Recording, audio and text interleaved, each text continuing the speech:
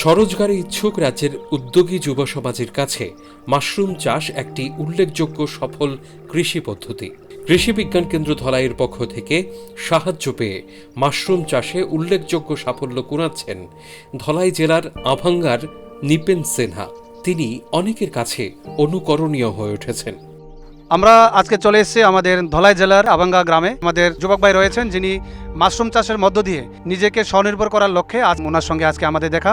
নমস্কার স্যার, আমার নাম নিপেন সিনহা, গ্রামের নাম আভাঙ্গা। স্যারের কৃষি বিজ্ঞান থেকে ট্রেনিং নিয়েছি। ট্রেনিং হওয়ার পরে আমি এখান থেকে কিছু সাহায্য পেয়েছি আর অন্যান্য বিভিন্ন থেকে সুবিধা পেয়ে আমি এই কাজটা আরম্ভ করেছিলাম। দীর্ঘ 4 বছর ধরে এটা করতেছি আমি। যখন লকডাউন চলছিল তখন আমি মাশরুমের চাষ করার পর থেকে উপার্জন নিয়ে আমি করোনা 3 বছর আমি চলেছিলাম। আপনি কতটা ভ্যারাইটি নিয়ে কাজ করছেন এখানে মাশরুমের? আমি এখানে 3টা ভ্যারাইটি নিয়ে কাজ করছি আপাতত, মিল্কি, ওয়েস্টার আর প্যাটিস্টো মাশরুম। আর ভবিষ্যতে এখন চাচ্ছি যাতে আরও একটা প্রজেক্টে বড় করার জন্য। আপনি এখন কি এই প্রজেক্টটা পেয়ে কি আপনি লাভবান হয়েছেন? হ্যাঁ, লাভবান হয়েছি। প্রতি সিলিন্ডারে আমাদের সব কিছু খরচা নিয়ে 65 টাকার মতো খরচ হয় একটা সিলিন্ডারের মধ্যে, 12x18 পিপি সাইজ। এটার মধ্যে মোটামুটি মিনিমাম 2 হইতে 2.5 কেজি মাশরুম প্রোডাকশান বের হয়।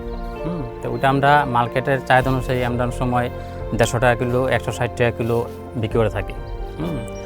তো মোটামুটি 2 কেজি যদি আমরা যদি বাইর হয় আমরা 150 টাকা 300 টাকা আমরা প্রফিট হয়। ওখান থেকে জাস্ট আমরা যেটা খরচ হয়েছে ওইটা বাদ দিলে আমরা ওইটা প্রফিট হয় মোটামুটি 2 গুণের মতো বেশি প্রফিট হয়। আমরা যদি ওই সিস্টেমে যদি বোয়ানি হয় তাহলে অটোমেটিকলি 60,000 টাকা একজন বেকারের কাছে ইনকাম করার কোনো প্রবলেম হতো না। আগে যদি ঠিকভাবে যদি স্টেপ বাই স্টেপ যদি আগানি হয় তাহলে মিনিমাম 60,000 টাকা ইনকাম করা যাবে স্যার। হ্যাঁ, আমি অবশ্যই ধন্যবাদ দিতে চাই আমি কৃষি বিজ্ঞান কেন্দ্রকে এবং কৃষিমন্ত্রীকে, আমি সবাইকে আমি ধন্যবাদ দিতে চাই। এখানে কৃষি বিজ্ঞান কেন্দ্র ধলাইয়ের মাধ্যমে এই প্রজেক্টটা আমাদের এই জেলাতে চলছে।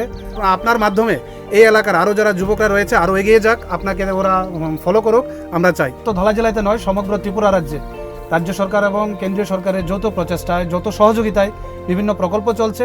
তার মধ্যে মাশরুম একটা অন্যতম। আগে মাশরুম প্রচলন ছিল যে শুধু শীতকালে পাওয়া যেত, এখন সেটা হয় না, এখন সারা বছর আমরা মাশরুম পেয়ে থাকি। তো অসংখ্য ধন্যবাদ সকলকে, এবং আমি ওনাকে অনেক শুভেচ্ছা জানাবো। ওনার ভবিষ্যৎ যেন আরও উজ্জ্বল হয়, ওনার মাধ্যমে যেন আরও কিছু যুবক অনুপ্রাণিত হয়ে এই কাজে যেন যুক্ত হয়। ধন্যবাদ সবাইকে।